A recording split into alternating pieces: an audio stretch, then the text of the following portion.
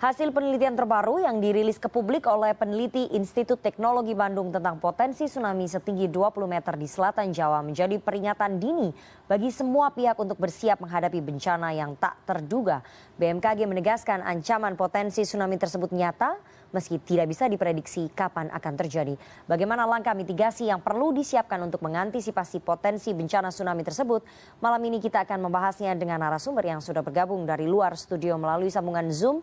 Sudah ada Ibu Dwi Korita Karnawati, Kepala BMKG. Selamat malam Bu Dwi Korita. Selamat malam Mbak Nana. Ya Bu Dwi Korita, langsung saja ini beberapa hari ini heboh soal hasil riset yang dirilis ke publik dari ilmuwan ITB Bu tentang potensi tsunami 20 meter di selatan Jawa. Seperti apa sebetulnya penjelasan BMKG supaya tidak terjadi simpang siur informasi dan juga dikhawatirkan kemudian menimbulkan kebingungan di publik Bu Dwi Korita? Terima kasih. Jadi sebetulnya riset-riset tersebut sangat penting untuk menguatkan mitigasi. Dan ini bukan temuan yang pertama. Karena sejak tahun 2014, peneliti dari BPPT Bapak Dr. Wijokongko juga telah melakukan analisis dan perhitungan yang hasilnya kurang lebih sama. Angkanya 20-20. Jadi 20 ketinggian, 20 menit waktu datangnya. 2016 ada lagi profesor dari Amerika, Profesor Ron Harris, juga melakukan kajian dengan metode yang berbeda, tetapi keluarnya juga kurang lebih sama, 20-20. Dan yang terakhir, peneliti ITB ini kebetulan bersama dengan peneliti BMKG, sebagian menggunakan data BMKG dan ada peneliti dari, jadi itu gabungan lintas lembaga penelitiannya, dan hasilnya angkanya 20-20, tetapi metode, asumsi, dan pendekatannya berbeda. Semuanya itu penting bagi kami untuk menguatkan mitigasi. Sebetulnya sejak tahun 2008, pemerintah Indonesia telah menyiapkan antisipasinya karena terjadinya tsunami di Banda Aceh. Mekanismenya kurang lebih sama dengan yang dianalisis oleh tim peneliti-peneliti tadi, yaitu gempa akibat kuncian dari megatrust, ada segmen satu atau beberapa segmen kuncinya terlepas mengakibatkan gempa dengan magnitudo 9 dan juga mengakibatkan tsunami. Sehingga sistem yang ada di Indonesia dibangun di tahun 2008 dengan merapatkan jaringan sensor-sensor gempa, terutama yang menghadap pada zona-zona megatrust, serta yang mengepung patahan-patahan aktif di darat. Dari sensor-sensor gempa ini akan terdeteksi gelombang atau sinyal-sinyal gelombang gempa dengan menggunakan IoT atau Internet of Things, akhirnya dapat dianalisis, dihitung secara matematis, diketahui magnitudonya, posisinya di mana, dan dimodelkan secara matematis, dan akhirnya dapat diprediksi akan terjadi tsunami atau tidak, potensi tsunami ini seandainya terjadi berapa ketinggiannya dan berapa menit waktu datangnya.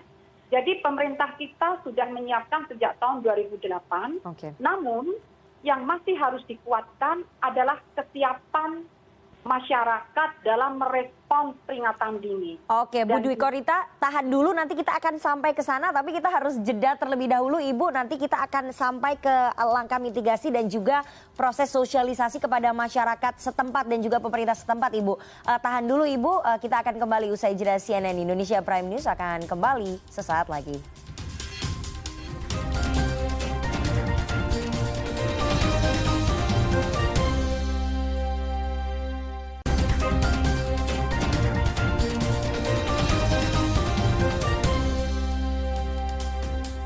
Anda masih bersama kami di CNN Indonesia Prime News dan kita akan lanjutkan perbincangan kita dengan Kepala BMKG Ibu Dwi Korita Karnawati. Langsung saja Ibu, tadi Ibu sudah menjelaskan bahwa ada beberapa riset yang sebetulnya hasilnya sama, sudah dilakukan beberapa kali namun metodenya berbeda. Tapi hasilnya mirip-mirip dengan yang dirilis penelitian dari ITB ini. Skenario yang paling buruk apa Ibu? Dan kemudian ini titik-titik rawannya apakah memang hanya selatan Jawa saja atau mungkin bisa terjadi di wilayah-wilayah lainnya seperti di Pulau Sumatera juga Ibu, dan prediksinya itu bisa diketahui tidak sih sebetulnya dengan banyaknya riset yang sudah dilakukan, beberapa data yang sudah dipublish, bisa dideteksi kapan ini akan terjadi dan di titik mana saja Ibu? Jadi sebetulnya zona yang rawan tsunami tidak hanya di selatan Jawa, tetapi pada sepanjang pantai yang menghadap Samudra Hindia, mulai dari ujung Aceh sampai ke Lampung, terus membelok ke Jawa sampai ke Nusa Tenggara sampai ke Papua ya. Kemudian juga pantai yang menghadap Samudra Pasifik, itu misalnya di Papua, di bagian utara, di mana juga di Maluku Utara, di Sulawesi Utara, serta juga pantai yang menghadap Laut Banda dan juga Laut Flores, terutama lautan ataupun teluk-teluk yang di situ terdapat patahan di dasar lautnya. Jadi tidak hanya di selatan Jawa saja. Namun pemerintah Indonesia sebetulnya telah menyiapkan mitigasinya, yaitu dengan sistem peringatan dini tadi. Skenario terburuk adalah itu tadi, antara lain kalau terjadi tsunami, kalau menurut saya yang terjadi dari hasil riset itu memang untuk penelitiannya terburuk, yaitu 20 meter ketinggian dan waktunya 20 menit datangnya. Maknanya apa?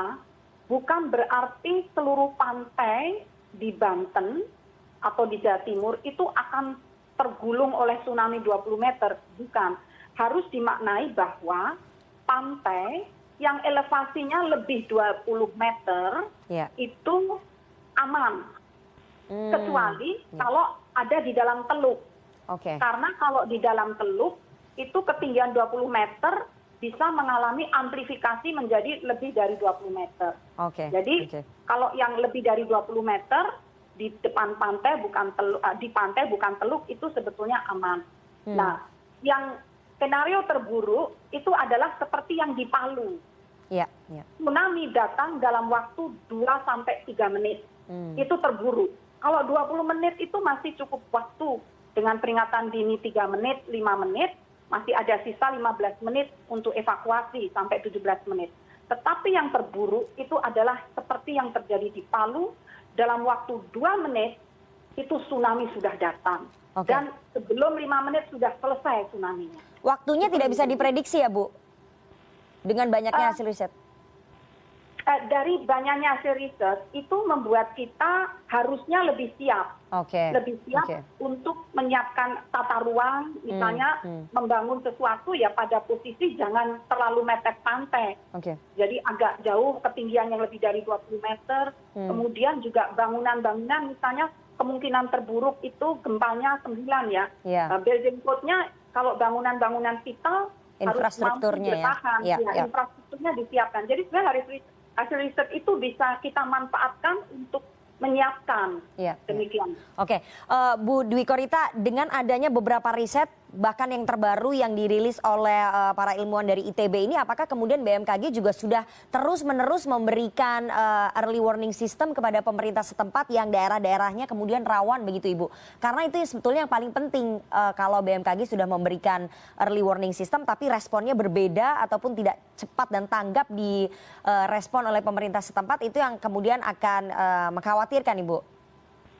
Iya, jadi setiap menit bahkan setiap detik dengan Internet of Things, BMKG memonitor kejadian gempa dan seketika secara otomatis menghitung kemungkinan terjadinya tsunami dan secara otomatis disebarluaskan ke BNPB, pemerintah daerah, TNI dan Polri.